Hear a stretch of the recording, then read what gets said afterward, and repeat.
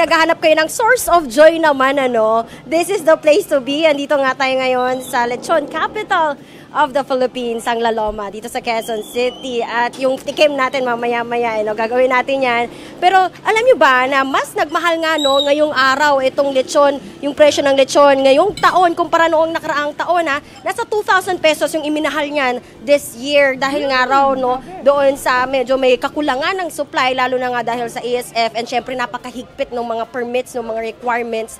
At kanina nga meron tayong naabutan na meron na budget yung customer, sabi niya 8,000 pesos lang yung dala niyang pera, pambili sana ng isang maliit na lechon, isang buong lechon, pero yung 8,000 po na yan ay puhunan pa lang pala kasi yan yung presyo ng buhay na baboy na binibigay ng mga supplier dito. 8,500 po yung puhunan kumbaga. So lumalabas na nasa 10,000 to 11,000 pesos na po yung pinakamurang lechon ngayon dito sa La Loma. At yung pinakamahal naman, yung pinakamalaki, nasa 30,000 to 35,000 pesos po. Para naman sa mga kapatid natin na syempre gusto pa rin maghanda ng lechon pero kakaunti or iilan lang sila sa pamilya nila at gusto magtipid din.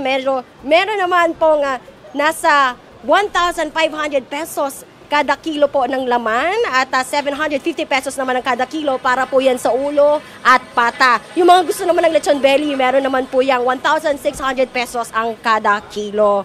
At ito nga, nandito tayo sa Miles Lechon. Ito, sakto, meron tayong paborito natin. Nang inggit. Wala. 60 mo na lang sa amin. Oh my God, parang malutong yan. Ito na ba? Talaga. Oh. Wow! Nakaka-inggit si Heavenly. Maan. Magpapa-Merry Christmas ka talaga, mga kapatid. Merry Christmas. Okay, sige. Hayaan natin na ituloy na ni Maan ang kanyang pagkain. Merry Christmas, Marian. Merry Christmas! We'll see you here sa base. Thank you.